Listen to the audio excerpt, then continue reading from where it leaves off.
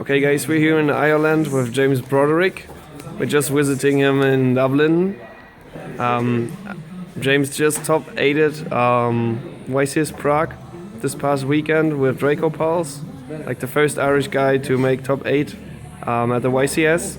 So let's see which build he decided for. So, to start off, I played 3 Silverclaw. Yep.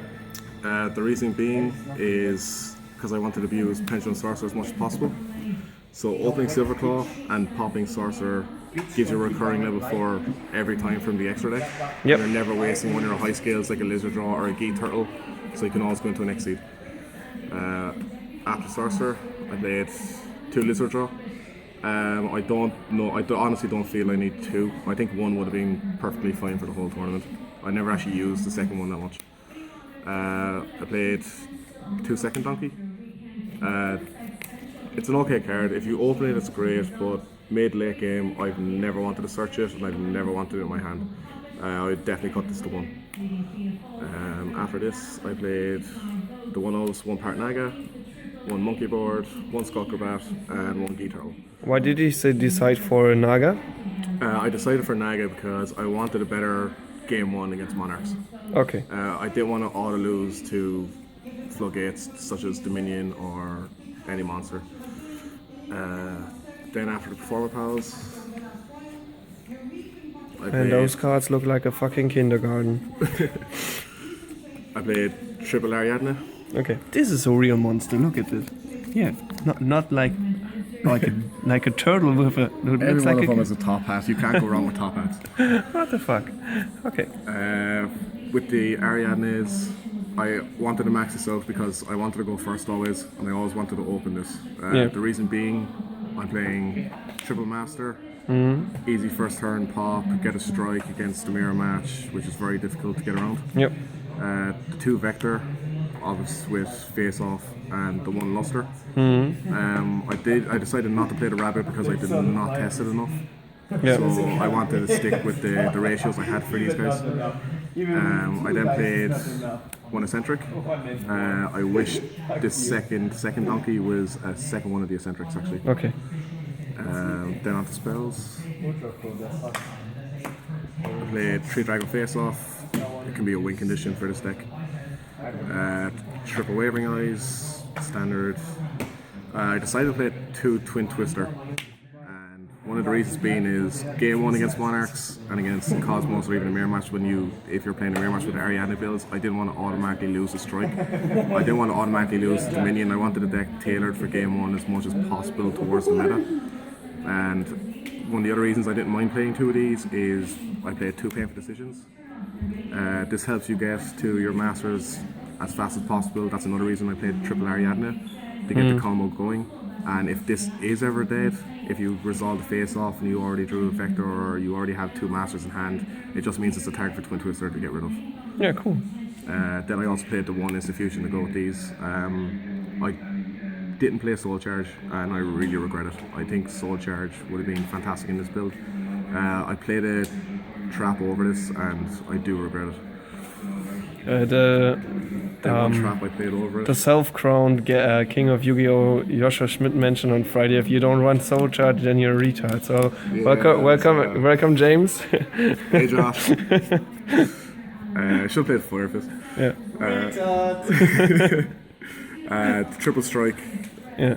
The Warning were the counter traps I played with the Ariadne, and the 1 card I chose over the Soul Charge was a Bottomless. Against Cosmos, it did really help. But I played Rafflesia and it was terrible. I never actually really wanted to go into the card, and every time I drew, sometimes I drew this and I really wish I had it as a Soul Charge or bring back Ignister, and it would have just changed the game completely. Yeah. That's it for the main deck. For the extra deck, I actually went really basic enough with the extra deck. I played double Ignister. 1 Dynamist, 1 Beast Eyes. One of the reasons for this is it's great against Cosmos, and you also get your materials back to extra deck so you can keep going next turn, so you're never wasting it for an Exceed. The 1 Node for Institution. I decided to play trapeze, and I went really streamlined with this deck. I relied a lot more on the rank 4 side of things than having in rank 8 or the triple ignister. I do wish I played 2 of this guy. This guy was fantastic all weekend. The trapeze actually won me 3 games.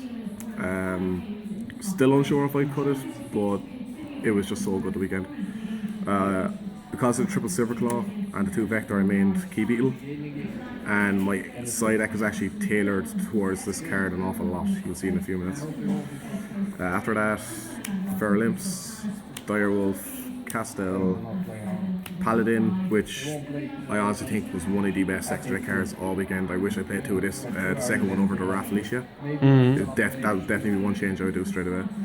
1 Emerald, 1 Dweller, 1 Nightmare. Again, I have 5 Darks and I have an easy way to get to them. And the 1 Rafflesia. Okay. And for the side deck, 2 Denko Sekka. Okay, we definitely need some sounds now for the top 16 game. The Denko was actually my last minute call I decided to make in my hotel room the night beforehand when I was building the side deck.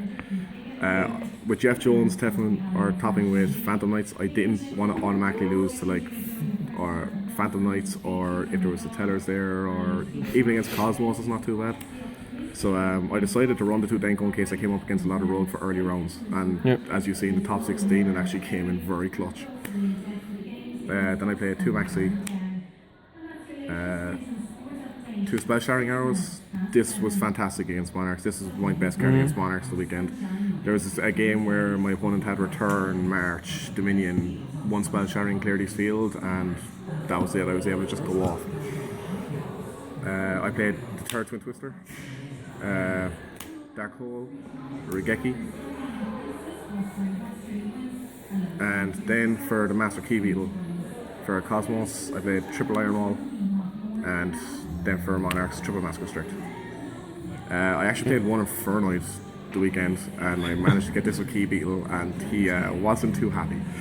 I think so, yeah. Not a lot of people expected to be siding people for PePe to actually be siding this, but I figured it would be a good call for the weekend.